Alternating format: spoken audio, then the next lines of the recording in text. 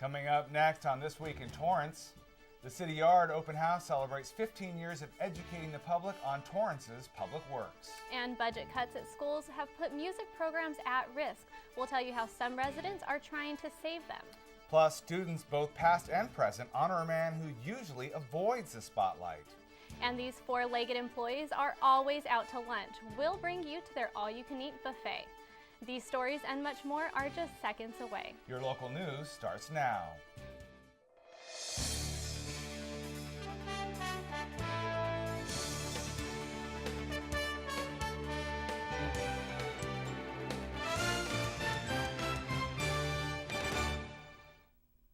Hello everyone and welcome to This Week in Torrance. I'm Margaret Sharp sitting in for Jin Chun. And I'm Joe McDonald sitting in for Ben McCain. Thanks for joining us.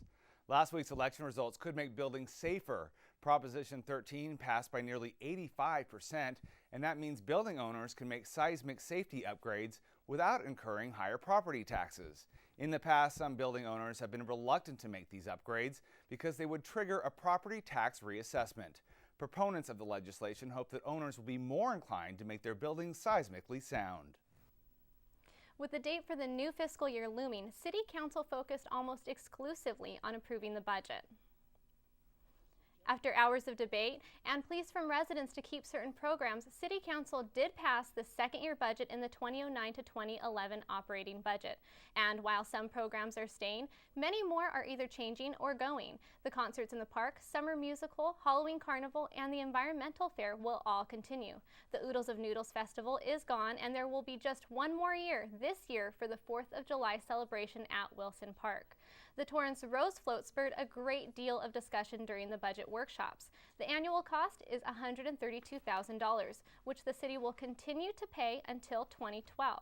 Then, if the city is still in need of belt tightening, they will discontinue the float unless the Float Association can raise the money themselves. A well-known brand has undergone a change, and they unveiled their new look at the Village Del Amo Shopping Center. The FedEx Ship Center has changed its name to the FedEx Office Print and Ship Center. The newly renovated 1,500 square foot business still offers shipping, but they've added design and printing so customers can create their own cards and brochures. Color copiers, fax machines, and computers are also available and are all self-service. And while the look may be new, this FedEx location has been serving the Torrance community for more than 12 years. And parents, school's almost out for summer. And if you're wondering what to do with your kids, the city has all kinds of fun and games planned. Altaloma Park may be empty now, but come July 6th, the park will be filled with outdoor games like earthball, tug-of-war, and potato sack races. Altaloma is one of 12 Torrance parks that will hold these fun drop-in games until August 12th. For more information on the city's Fun and Games program, go to TorranceCA.Gov or call the Community Services Department at 310-618-2930. School budget cuts are having serious consequences like layoffs and furloughs, so it's easy to overlook the loss of music programs. Reporter Artemis Moshtagian takes us to an event trying to keep the programs going. More than 200 people gathered for a benefit Sunday to raise money for TUSD music programs. Guests at the 6th annual Downtown Sounds fundraiser participated in a silent and live auction held at the Depot restaurant.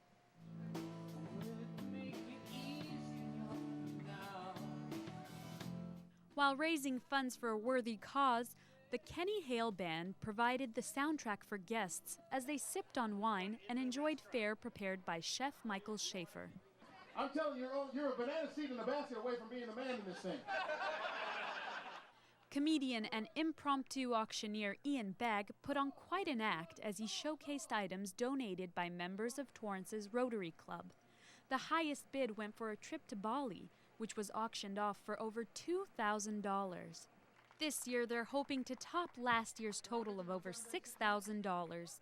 Downtown Sounds is Rotary Club's main yearly event, and proceeds help fund a variety of music programs at Torrance City High Schools.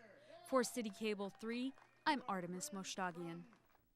The Torrance Education Foundation also helped contribute to the success of this year's event.